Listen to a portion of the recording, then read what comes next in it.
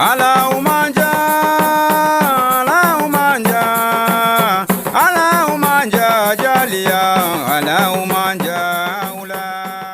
Ujio wetu wa sisi maeneo haya kwamba tumekuja kwa ajili ya maadhimisho ya mwaka mmoja wa mzimu wa bara Afrika, na lengo kuu ni kujumuisha wanajamii wote wa nchi tofauti tofauti kuja pamoja katika kuadhimisha siku ya mzimu wa bara Afrika nchini Tanzania, ambao unashirikisha mashirika tofauti tofauti na nchi tofauti tofauti na viongozi tofauti tofauti wa tiba za kiasili. Waafrika ni wakati wa sisi kubadilika na kurudi kwenye asili yetu, kwa sababu madaktari tumeamua kuungana na kuweza kutoa elimu kwa Waafrika wote watambue. Kwao tunachokiomba kwao ni kitu kimoja tu, kupokea elimu zetu sisi madaktari basi. Watu ambao hawaamini na washauri waamini, kwa sababu kabla ya kuja wenzetu wazungu au watu weupe tulikuwa tukiabudu na tukitambika katika mibuyu na miti mikubwa, na mwisho wa siku tulikuwa tukipata majibu mazuri. Mtu anakwenda kuomba mvua kwenye makaburi au kwenye miti mikubwa, lakini mwisho wa siku Mwenyezi Mungu humjalia na majibu hupatikana na mvua unyesha. Je, ni nini kama si asili na matambiko? Kwa sisi kwa vizazi vya sasa hivi tunajiita watoto wa mjini, tumekuwa tumezarau sana matambiko, lakini matambiko yana umuhimu sana, kwa sababu unaweza kukuta mtu mambo yake hayaendi, unaweza kusema labda umelogwa, labda huyu, unaweza kukuta mtu amelogwa au mambo yaende vizuri. Kuja kuchunguza vizuri zaidi unaweza kugundua alizarau matambiko ya kwao, yani asili ya kwao, matambiko ya kwao afanye.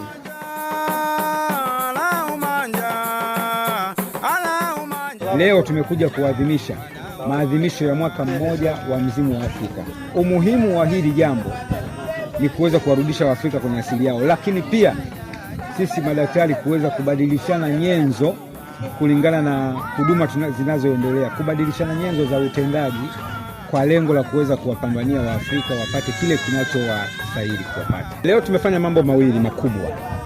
Asubuhi palipopambazuka tumejaliwa kuweza kulisha kafara.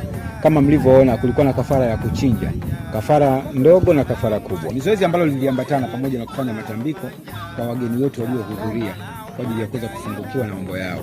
Lakini sambamba na hilo, hatua iliyofuata ya pili, tukaondoka na madaktari wengine kuelekea porini kwa ajili ya kwenda kutoa au kupeana elimu ya namna gani ya dawa zinachimbwa na namna gani dawa zinaandaliwa. Kwa hiyo saa hizi unavyotuona tumetoka porini, tayari tumeshazivuna dawa zetu na tayari tuko hapa kwa ajili ya kuweza kufanya maandalizi ya namna gani ya kuweza kuziandaa hizi dawa kwa ajili ya watumiaji. Kwanza kafara itambulike kwamba kafara ni sadaka. Mnapotengeneza utamaduni wa kuweza kulisha kafara kila mwaka, hiyo ni ishara tosha ya kuweza kufungukiwa na mambo yenu. Kampeni yangu kubwa ni kuweza kuwatoa Waafrika kwenye utumwa. Kampeni yangu kubwa, siko kibiashara. Kuna madaktari wengine, ingawa ni wachache, kwa sababu mimi naamini madaktari wengi sana na mawasiliano nao wa Afrika Mashariki, wengi sana tunawasiliana na wanapongeza hiki tunachokifanya, lakini wachache ambao wako kwa maslahi wanachukizwa na hiki, kwa sababu wanaona natoa siri za tiba. Wao watapata wapi wagonjwa wa kuweza kuwatibia ili waingize kipato? Sasa na mimi siwezi kuwa ni miongoni mwa wachache, bora niwe miongoni mwa wengi kwa ajili ya kuzalisha vizazi vinavyokuja.